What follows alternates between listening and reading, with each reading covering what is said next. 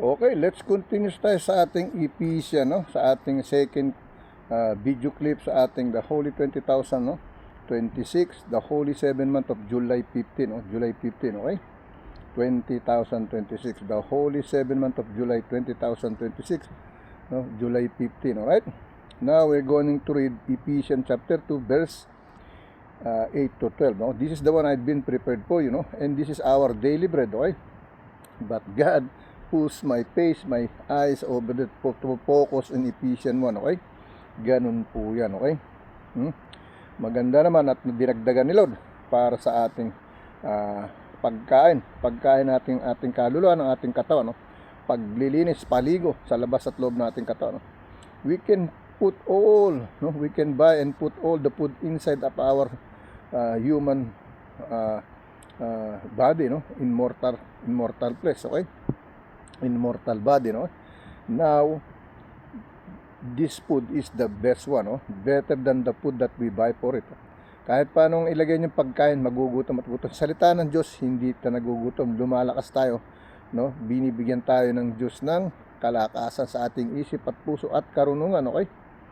So I thank God that He put me back in here, no? Kasi kung hindi po, wala na, tapos na. Maaalala nyo na lang, itong nagawa ni Kuyang video para sa atin, no? Nag-access siya ng oras araw-araw. Tayo lang hindi tayo nakikinig. Ginagawa pa rin natin mga kalukuhan sa buhay. Pinapangaralan na tayo, sinasabihan na tayo, nagsasakripisyo sa para sa atin. Pero tayo nakikinig lang, hindi naman din tayo sumusunod sa kanya. Bilang siya ating kamag-anak, kapuso, kapamilya, kaibigan, no? That is the message here, okay? Yung Diyos nga hindi sinisunod, ako pa sundin ninyo. Pero nandito ako para magsilbi sa Panginoon Diyos at magpaalala sa inyo, okay? Bilang kayo mga kapuso, kapamilya, mga kamag-anak sa magkabilang panig, no? Sa politika o sa anumang paraan, no? Kahit na kaliwat kanan kayo, hindi problema sa akin yan. Tatamaan kayo ng salita. Alam niyo po, this one message that I'm trying to tell you before we continue our Ephesians chapter 2 verse 8 to 12, okay? When you hear the word of God and suddenly you are upset, no? It means to say God touching your heart, no? Ginigising ka niya, ikaw naman nagagalit. Ano sinasabi niyan? Bakit gano'n, no? Nakakala mo kung gano'n, nagagalit. Pag nagagalit ka, it means to say natatats ni Lord ang puso mo, nagigising ka niya, no? Kumbaga sa kinakalmot niya yung puso mo ng daliri. Oy, eto, pakinggan mo, tumatalab sa'yo, ngayon nagiging upset ka. Papakinggan mo, ayaw mo, nagiging upset ka, bubuntong hininga ka, no? Pero the truth is the word is trying to reach you, to save your soul, no? To save your Holy Spirit, your Holy Ghost, okay? Tinatats ka niya para sa iyong kaligtasan, okay? Now, basahin natin dito, but focus na tayo sa ating Ephesians chapter 2 verse 8 to 12, okay? For by grace, no? For by grace, no? For by grace are ye or you saved through faith, no? And that not of yourself, it is the gift of God, okay? Yan po, no? Basahin ko din sa inyo, no? Verse 8, no? Sa ating Ephesians chapter 2 verse 8 to 12. For by grace are ye or you saved through faith, no? And that not of yourself, it is the gift of God. Verse 9, no? Not of works, lest any man should boast, okay? Verse 10, no? For we are His workmanship, created in Christ Jesus unto God works, which God, no, hath before ordained that we should walk in them, okay? Verse 11, no? Wherefore remember that ye or you, being in time past Gentiles in the flesh, who are called circumcision by the which is called the circumcision of the flesh, made by hands, okay? Made by hands, okay? Verse 12, no? That at that time ye or you were without Christ, being aliens from the commonwealth of Israel and stranger for the covenants of promise, having no hope and without God in the world, no? Without God in the world, okay? Ito yung sinasabi, pakinggan niyo mabuti itong verse 12, no? Kasi yung ibinigay sa akin ni Sir Tom Stube, no? Minister Tom Stube, no? Yung The Good Land, halos nandito, no? Halos binabanggit dito. Kaya lang sinabing the good land dahil nga nag-spread na yung mga apostol, no? Naging Bible land na sila, okay? Na dati sila puro Gentiles din, okay? Mga hintil sa Tagalog, no? Okay? Sabi ng verse 12 tell us is this word, no? The word of that at that time, no? That at that time ye or you were without Christ, being alien from the commonwealth of Israel and stranger from the covenants of promise, having no hopes and without God in word, no? And without God in word, okay? Dito tayo sa Tagalog ba, sa mga taga-Epeso tayo na 2, versikulo taludtod talata 8 hanggang 12, no? Sa Spanish, no? Efesios kapitulo 2 versikulo 8 hanggang 12, no? Sa Spanish, okay? But now let me read in Tagalog first, okay? Tagalog version Philippines, okay? So dito, no? Sa versikulo 8, no? Sapagkat sa biyaya kayo'y nangaligtas, no? Sa pamamagitan ng pananampalataya, at ito'y hindi sa aking sarili, ito'y kaloob ng Diyos Ama, Diyos Anak at Diyos Espiritu Santo sa iisang Espiritu na tunay na Diyos, okay? Versikulo siya, hindi sa pamamagitan ng mga gawa, no? Mga gawa, anumang mabuting ginawa mo, hindi pa rin doon, upang ang sino man ay huwag magmapuri, oh. Hindi nagbigay ka ng marami, no? Donasyon, malaking bigay mo, ito maliit, ito walang binigay. Hindi ganun sukatan ng Diyos, oh. Ang sukatan ng Diyos, ano bang magagawa mo? Ano bang may tutulong mo sa akin? Paano ka magsasalba ng kapwa? Yun, okay, no? Hindi tayo rito gumagawa nito para tumanggap ng bayad o anumang donasyon o anumang tithes na sinasabi, okay? Alright, para ikabuhay ng iyong pamilya. Magtrabaho ka, kung may trabaho ka, kung wala, di wala, no? Pero si Lord bibigyan ka, okay? Hindi kanya pagkukulangin, kundi bubusugin kanya. Kaya ako hindi na nag-aalala, alright? Sabi ko kay Mrs. huwag ka mag-alala, si Lord hindi tayo pababayaan, no? Makakaraos din tayo, bibigyan din niya tayo ng kaginhawahan, okay? Sabi ko ganyan, okay? So dito tayo sa versikulo 10, hindi sa pamagitan ng mga gawa upang ang sino man ay huwag magmapuri, okay? Versikulo 10, no? Itong ginagawa ko, wala tong para ko'y pagmapurin, kundi ako'y masaya, nagagalak ako, no? Dahil nakakapagsilbi ako kay Lord. Inaalay kong sarili ko, sana kayo din, no? Bilang aking mga kapuso, kapamilya, mga kaibigan sa magkabilang panig, sa buong daigdig, no? Sana kayo rin, okay? I hope you too, no? You can do what I do, no? Hindi ako nandito para magtayo ng simbahan o ano, kung hindi yung simbahan ko mismo mailigtas ko at mailigtas ko yung simbahan ng ibang kapwa-tao, okay? Alright? Hindi para mangolekta o naman, hindi yun ang misyon ko. Ibang misyon ko, no? Ang misyon ko ay maihandog ko ang sarili ko sa Panginoon at maihandog ko rin sa inyo. Yun ang gusto niyang gawin ko para sa inyo, hindi lang para sa akin, okay? Versikulo 10, no? Ang sabi ng versikulo 9, hindi sa pamamagitan ng magawa upang sino may magmapuri, no? Versikulo, sapagkat tayo'y kaniyang gawa na nilalang kay Kristo Jesus para sa mabubuting gawa, no? Ginawa tayo, create tayo sa the goodness of God, no? Sa workmanship na created Jesus Christ unto good works, no? Which God hath before ordained, no? That we should walk in them, okay? Sapagkat tayo kaniyang gawa na nilalang kay Kristo para sa mabubuting gawa na mga inihanda ng Diyos ng una upang siya nating lakaran. Sundan natin siya. Kaya sinasabi, take your cross and follow me, no? Follow me. Ang sabi niya, live like me, walk with me, take your cross and follow me, no? Sabi niya, mabuhay ka sa katulad ng buhay ko, lumakad ka sa lakad ko, bitbitin mo ka, sumunod ka sa akin. Yan yun, okay? So dito sa versikulo 11, kaya nga alalahanin ninyo na kayo noong una, mga hintil sa laman, no? Tinawag na pagtutuli sa laman na ginawa ng mga kamay, okay? Tinuli sa laman, okay? Binutasan ng tenga, tinuli yung bata, no? Ganun na sa laman, okay? Sa Diyos iba, okay? Sa bagong kapanganakan, be born again, yun sa kanya, okay? So versikulo 12, no? Na kayo ng panahong iyon ay mga hiwalay kay Kristo, na di mga taga-kabilang bansa sa Israel, no? Kabilang sa bansa ng Israel, no? At mga taga-ibang lupa tungkol sa mga utipan ng pangako ng walang pag-asa at walang Diyos sa sanglibutan, okay? Sa sanglibutan, okay? Kaya ako makupunta sa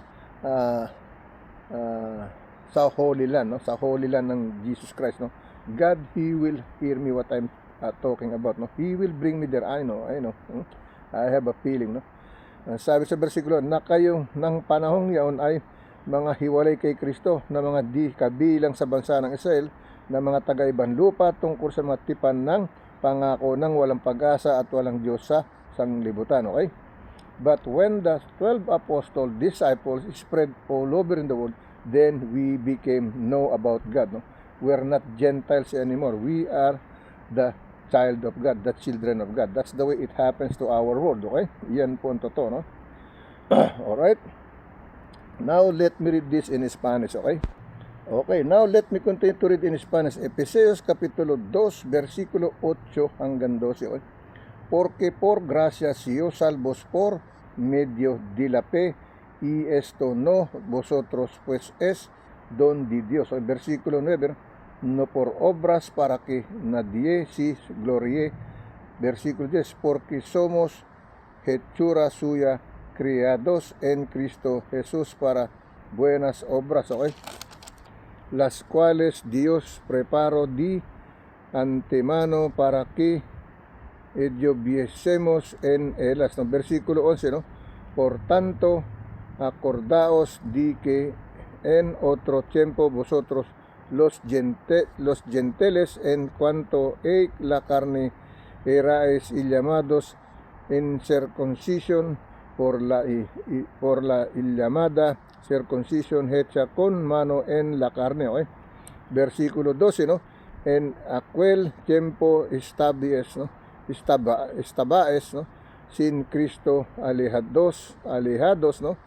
De la ciudadanía de Israel y ajenos los pactos de la promesa, sin esperanza y son Dios en el mundo. Okay?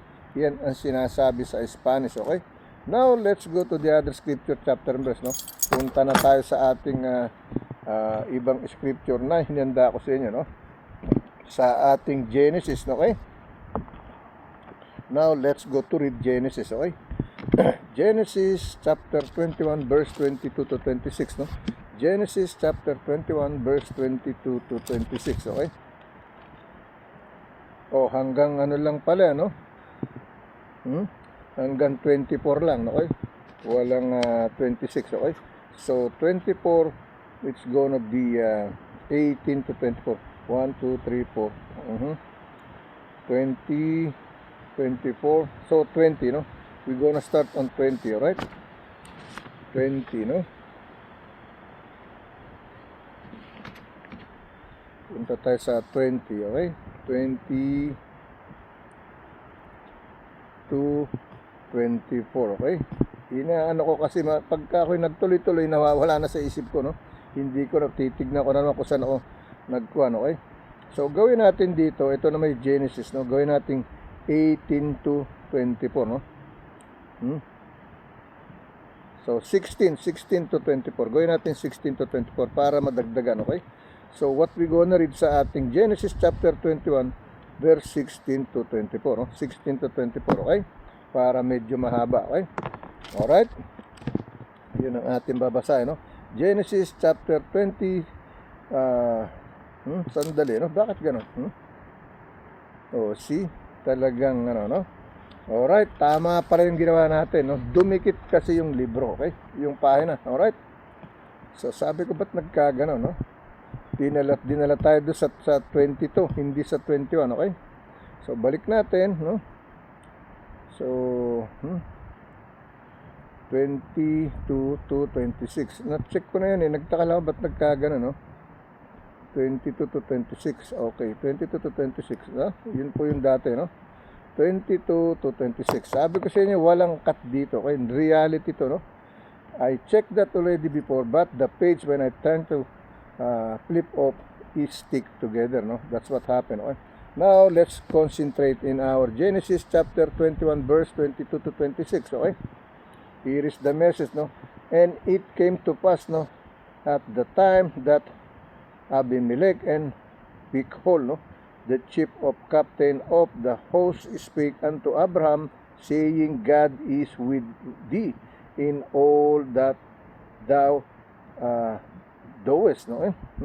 Verse 23. Now therefore swear unto me here by God, that thou wilt not deal falsely with me, nor with my son, nor with my son, son, but according to the kindness that I have done unto thee, thou shalt do unto me, and and to the land wherein thou hast sojourned, no? Verse 24, no?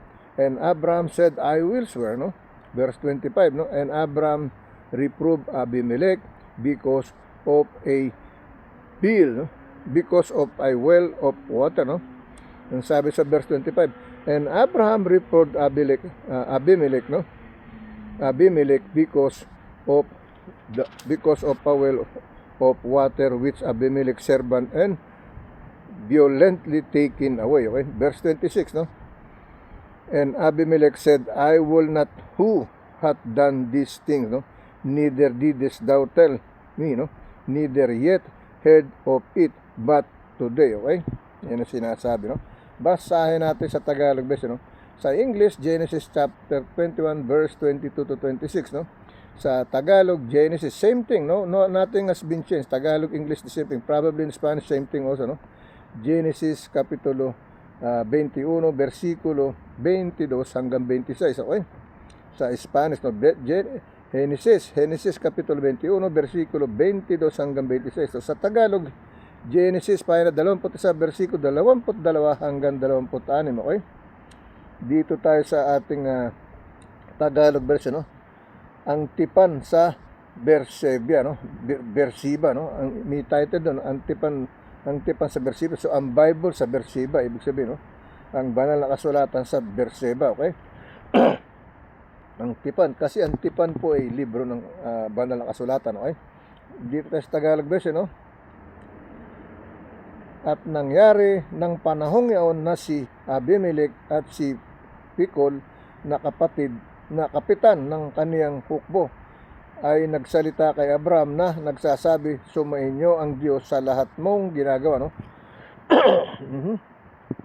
Sumainyo ang Diyos sa lahat mong ginagawa. Versikulo 23, ngayon nga'y ipinanumpa mo sa akin dito alang-alang sa Diyos na di ka maglililo, no? Maglililo sa akin kahit sa aking anak, kahit sa anak ng aking anak, kundi ayon sa kagandahan loob ng ipinakita ko sa iyo, at gayon ang gagawin mo sa akin at sa lupang iyong pinakamayaman, no?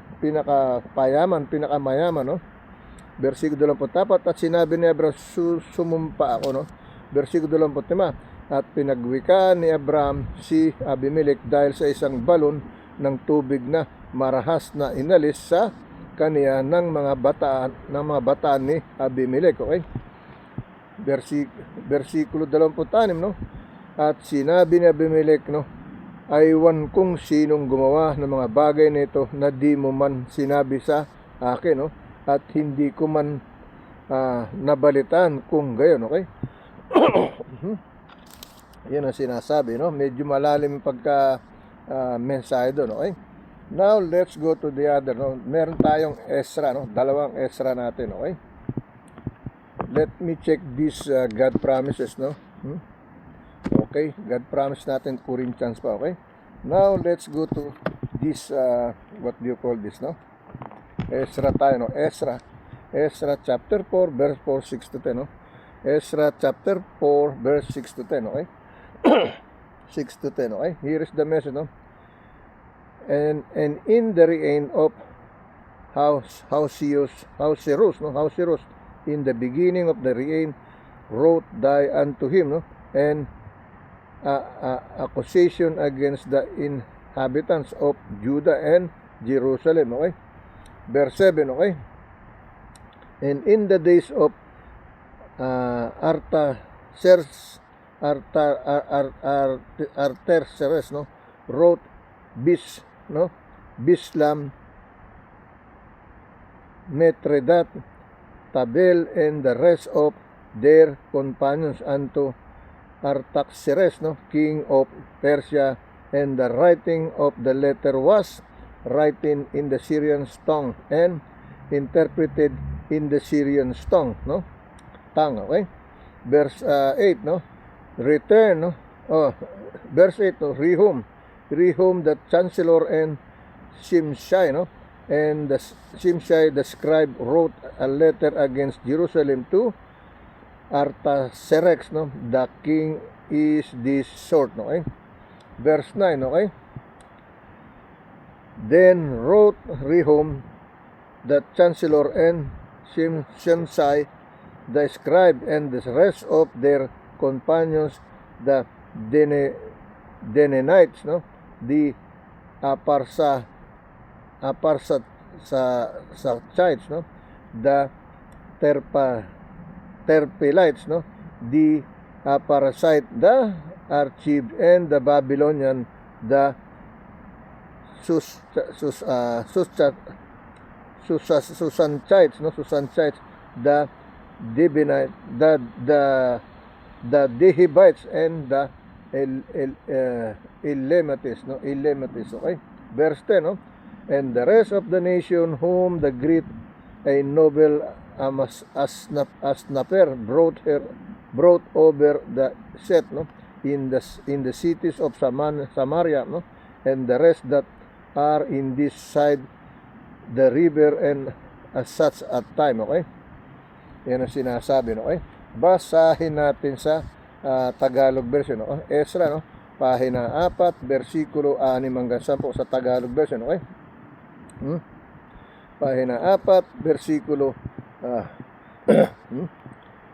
hanggang 10, no? Sa Spanish, no? Ezra kapitulo 4, versikulo 6 hanggang 10, okay? Irisin Tagalog version, no? At sa paghahari ni Asuero, no? Ay pasimula ng kaniyang paghahari, nagsisulat sila sa isang sakdal laban sa mga taga-Juda at Jerusalem, okay? Excuse me, no? Versikulo 7, at sa mga kaarawan ng Artaxerxes, no? Nagsisulat si Bislam, si Mitradates, no? Si Tabel, at ang nalabi sa kaniyang mga kasama kay Artaxerxes, no? Na hari ng Persia, at ang pagkasulat ng sulat ay nasusulat ng sulat Syria, at ang laman niyaon ay wikang Syria, okay? So ibig sabihin lingwaheng Syria, no? Ang salita, no? Versikulo 8, no? Si Rehum sa nakasangguni, at si Senesai na kalihim, no? Sumulat ng isang sulat laban sa Jerusalem kay Artaxerxes na hari ng ganitong paraan, no? Ang hari ng ganitong paraan. Versikulo 7, no? Nang magkagayon nagsisulat si Rehum sa tagapayon at sa Simsai, no? Na kalihim, at ang nalalabi sa kanilang mga kasama at mga dinaita, no? At ang mga aparsasita, no? At mga taga Tarpelita, at mga Aparsita, no? At mga Atsibita, at mga Babilonyo, at mga Sustanita, at mga Dihita, at mga Elamita, okay? Elamita, no? Versikulo 10, no? At ang nalabi sa mga bansa na tinawag na dakila, no? At marangal, at si Asnapar, no? At inilagay sa bayan ng Samaria, at sa nalabi sa lupain na nasa dako roon ng ilog ay sa dakong ilog, at sa iba pa, okay? Yan ang sinasabi, no? Now, let's go to the other Ezra that we have, okay? Ezra ulit, no? Ezra chapter 7, verse 10 to 14, no? Ezra chapter 7, verse 10 to 14, okay? Here is the message, no? For Ezra, no, had prepared his heart to seek the law of the Lord and to do it, no? And to teach in Israel salute and judgment, okay? Verse 11, no? Now this is the copy of the letter that the king Artaxerxes give unto Ezra the priest, the scribe, even the scribe of the words, no, of the commandments of the Lord and of his statutes to Israel. Okay, verse 12, no? Artaxerxes, no, king of kings, unto Ezra the priest, a scribe of the law of God of heaven, perfect peace and on such a time. Okay, verse 30, no? Verse 13, okay? Verse 13, I make a decree that all they and the people of Israel and all the priests and Levites in my realm, which are minded of their own free will, no, to go up to Jerusalem, go with thee, no? Go with thee, okay? Yan ang sinasabi, no? Verse 14, okay? Verse 14, no? For as much as thou art sent of the king and of his 7 counselor, no, to inquire concerning Judah and Jerusalem according to the law of thy God, no, which is thine, no, which is thine hand, no. Ang sabi rito ng verse 14, no? Verse 14, for as much as thou, no, art sent up the king, no, and of his 7 counselor, and inquire, no, concerning Judah and Jerusalem according to the law of thy God, which is the thine hand, no? Which is the thine hand, okay? Basahin natin sa Tagalog version, okay? Tagalog version, okay? Ezra pahina 7, versikulo 10 hanggang 14, no? 10 hanggang 14, okay? Oh God. Dito tayo sa Tagalog version, sapagkat inilagak ni Ezra ang kaniyang puso, no, na hanapin ang kautusan ng Panginoon at upang magturo sa Israel ng mga palatuntunan at mga kahatulan, okay? Versikulo 11, no?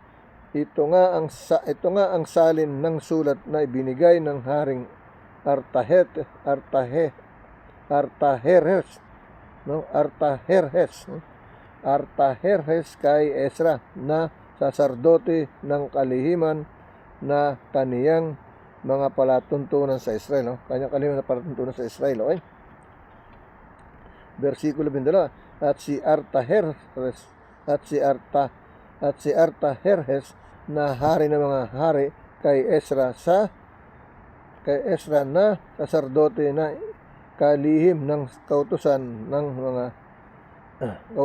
Diyos ng langit, no? Mga kalihim na kautusan ng Diyos sa langit, no? Na sakdal at iba pa, Versikulo 23, no? Ako'y gumawa rin naman ng pasan na silang lahat na nasa bayan ng Israel at ang kanilang mga saserdote at ang mga Levita at mga kahari ng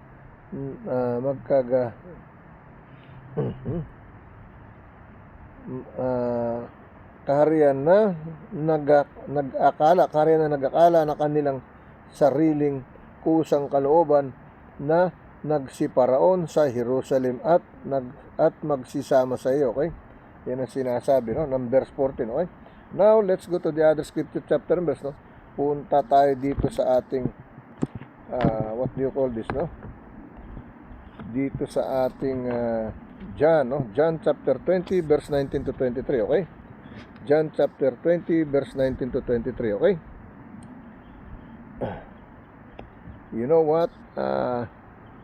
Dali na natin to sa third video kasi mag-aalangan din naman, may Spanish pa yan, okay? So meron naman tayong 3 pang natitira, no? Kasama yung dyan, okay?